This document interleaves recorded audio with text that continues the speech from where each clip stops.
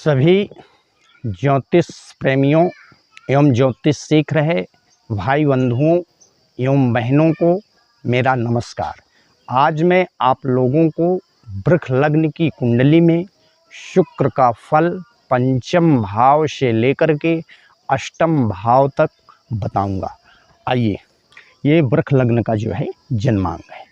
अब वृष लग्न के जन्मांग में शुक्र जो है लग्नेश एवं खष्टेश, लग्नेश होने से तो कारक हैं लेकिन खष्टेश होने से अकारक हैं, लेकिन लग्नेश होने से अकारकत्व का दोष समाप्त हो जाता है और जातक और जो है शुक्र जो है कारक बन जाता है। ठीक है ना। यदि कोई भी ग्रह लग्नेश है, लग्नेश होने के साथ साथ खष्टेश है, व्ययेश है एवं अष्टमेश है तो वो कारक ही रहेगा, क्योंकि लग्नेश होने से अष्टमेश व्ययेश एवं खष्टेश होने का जो अकारकत्व का दोष है वो समाप्त हो जाएगा। अब यहाँ पर लग्नेश एवं खष्टेश होकर के जब ये पांचवें भाव में बैठ जाएंगे तो पांचवें भाव में शुक्र की नीच राशि है। अब कोई भी ग्रह जब अपनी नीच राशि में पहुँचता है तो वो जो है कहने का मतलब अशुभ फल अधिक प्रदान करता है। ठीक है ना। तो कहने का मतलब है कि जातक की विद्या बुद्धि के क्षेत्र में जातक जो है असफलता प्राप्त करने वाला होगा, अर्थात जातक जो है मंद बुद्धि का होगा, तेज बुद्धि का न होकर के जातक जो है मंद बुद्धि का होगा और जातक को जो है कन्या संतति का जो है सुख प्राप्त होता है, लेकिन पुत्र संतति का सुख जो है जातक को प्राप्त नहीं होता है। लेकिन लग्नेश होने से, कहने का मतलब लग्नेश होने से ये जो है कारक है, लेकिन कारक होकर के निर्बल हो गया है, इसलिए विद्या बुद्धि के क्षेत्र में जातक असफलता प्राप्त करने वाला होगा और कन्या संतति का सुख प्राप्त होगा, लेकिन पुत्र संतति का सुख प्राप्त होने में जातक को संघर्षों का कामना करना पड़ेगा। यदि पंचमेश बुध एवं पंचम भाव कारक गुरु की स्थिति अच्छी हुई तो जातक को पुत्र संतति का सुख प्राप्त होगा और जातक विद्या बुद्धि के क्षेत्र में सफल होगा। अब यहाँ से बैठ करके 1 2 3 4 5 6 7 सातवीं उच्च दृष्टि से जब लाभ स्थान को देखेगा तो जब ये नीच राशिस्थ होकर के निर्बल होकर के लाभ स्थान को देखेगा तो जातक को लाभ के क्षेत्र में कुछ निर्बलता के साथ जो है, कमजोरी के साथ जो है वो फल प्रदान करने वाला होगा। ठीक है।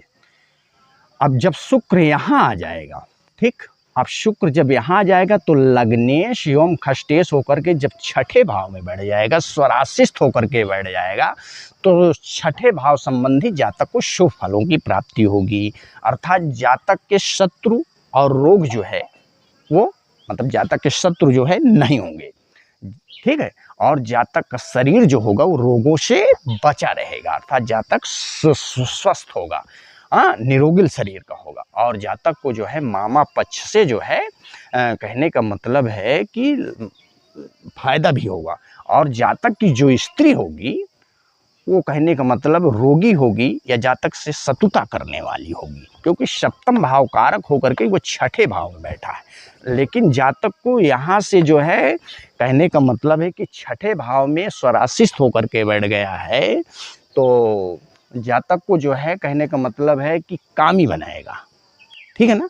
जातक को जो है कामी बना दे, जातक कामी प्रवृत्ति का होगा। ठीक है। अब शुक्र यहाँ से बैठ करके, क्योंकि छठे भाव में शुक्र जो है खराब फल अशुभ फल नहीं देता है।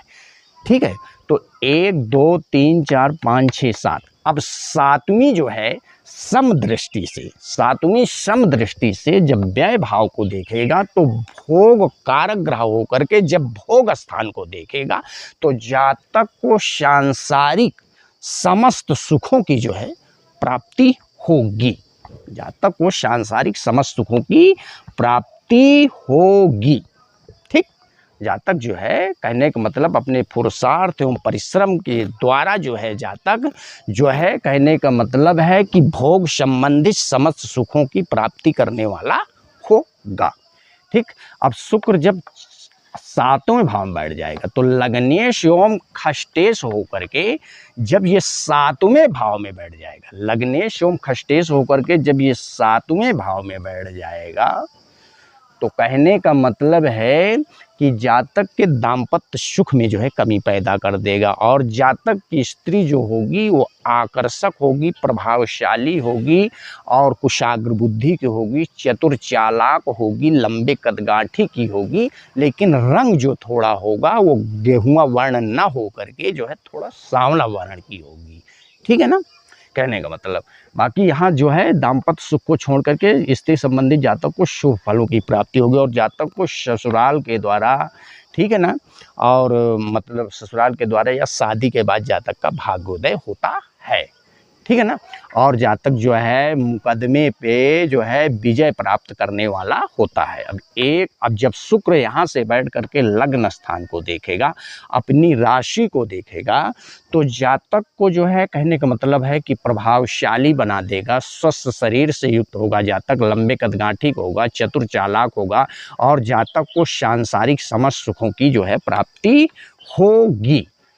ठीक, और जातक का जो शरीर होगा वो सुंदर अंगों से युक्त होगा, जातक का स्वरूप भी सुंदर होगा, कहने का मनमोहक होगा। ठीक है ना, मतलब यहाँ से जब लग्न यहाँ से बैठ करके जब लग्न को देखेगा तो लग्न संबंधित जातक को शुभ फलों की प्राप्ति होगी।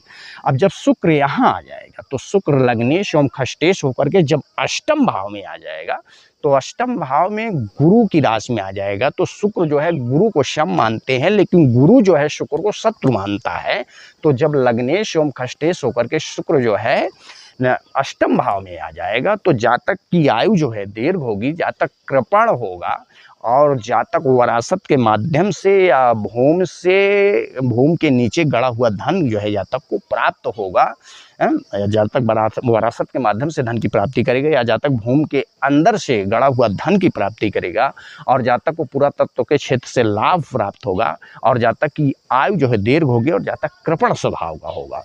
अब यहाँ से बैठ करके 1 2 3 4 5 6 7 सातवीं मित्र दृष्टि से जब धन स्थान को देखेगा, तो जातक जो है कहने का मतलब है कि कुटुंब का सुख जातक को प्राप्त होता है। कुछ संघर्ष एवं समस्याओं के साथ जातक को कुटुंब का सुख प्राप्त होगा। जातक की वाणी सौम्य होती है, ठीक है, और जातक जो है व्यापार के माध्यम से जो है धनार्जन करने वाला होगा।